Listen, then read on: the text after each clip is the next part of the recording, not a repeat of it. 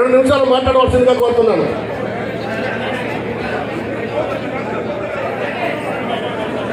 నమస్తే, బాగున్నాను సార్. దయచేసి అందరు కుర్చీల మీద కూర్చోవలసిందిగా కోరుతున్నాం. కుర్చీలు ఉన్నాయి కాబట్టి మీరు అందరు కూర్చోవాలి. క్రమశిక్షణ కూడా పాటించాలి. కాంగ్రెస్ పార్టీ అంటేనే క్రమశిక్షణ ఉంటుంది కాబట్టి మీరు క్రమశిక్షణ పాటించాలి. కుర్చీల మీద కూర్చోవలసిందిగా కోరుతున్నాం. ఈరోజు తెలంగాణ రాష్ట్రంలో కాంగ్రెస్ పార్టీ అధికారంలోకి వచ్చిన తర్వాత మన షాద్నగర్ శాసనసభ్యులు శంకరన్న గారు,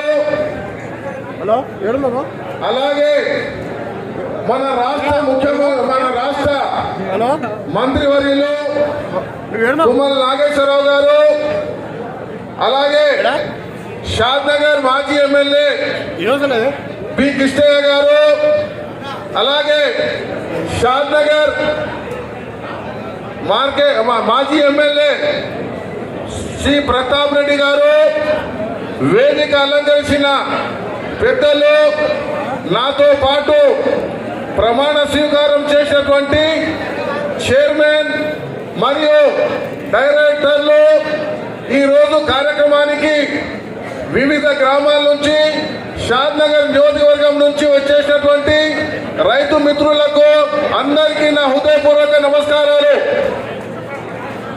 ఈరోజు మనము తెలంగాణ రాష్ట్రంలో కాంగ్రెస్ పార్టీ తెలంగాణ రాష్ట్రం ఇచ్చిన తర్వాత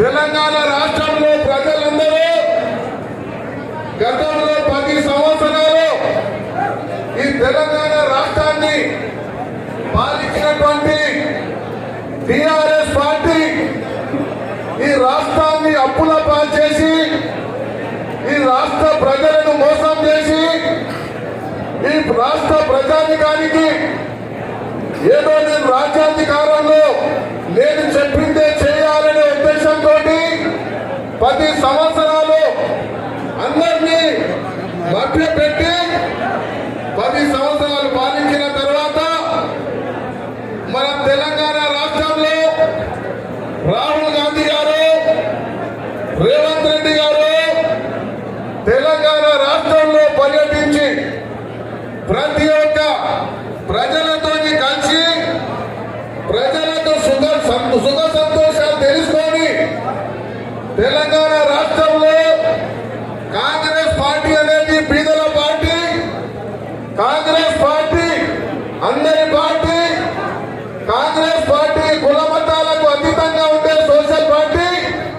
అందుకోసమే కాంగ్రెస్ పార్టీని తెలంగాణ రాష్ట్రంలో అధికారంలో తీసుకొచ్చిన ప్రజానికానికి షాద్నగర్ నియోజకవర్గంలో ఈ ప్రజలు మా షాద్నగర్ శాసనసభ్యులు శంకరన్న గారికి ఎమ్మెల్యే చేసినందుకు రేవంత్ రెడ్డి గారు ముఖ్యమంత్రి, అలాగే తుమ్మల నాగేశ్వరరావు మార్కెటింగ్ శాఖ మంత్రి, అందుకోసమే వాళ్ళ ద్వారా ఈ మాకు పదవులు వచ్చినందుకు వాళ్లకు కృతజ్ఞతలు తెలియజేస్తూ ఈరోజు మాకు ఎమ్మెల్యే గారికి ఓట్లేసి గెలిపించినందుకు మాకు ప్రజలు ఎవరైతే అందరికీ రైతులకు మాత్రం మా పదవులు మా షాద్నగర్ శాసనసభ్యులు నిస్వార్థంగా, ఉదాహరణకు ఎంతో మంది ఎమ్మెల్యేలకు సూచిత మంత్రులకు సూచితాను, కానీ మన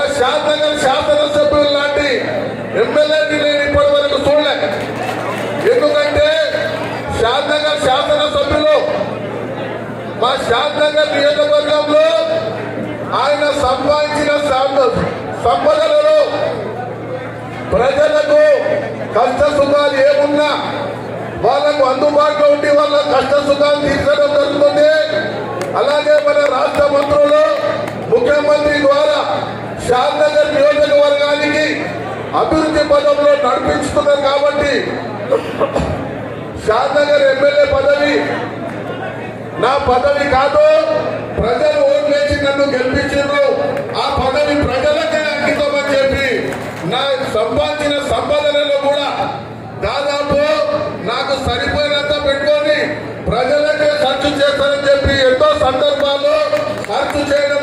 జరుగుతుంది.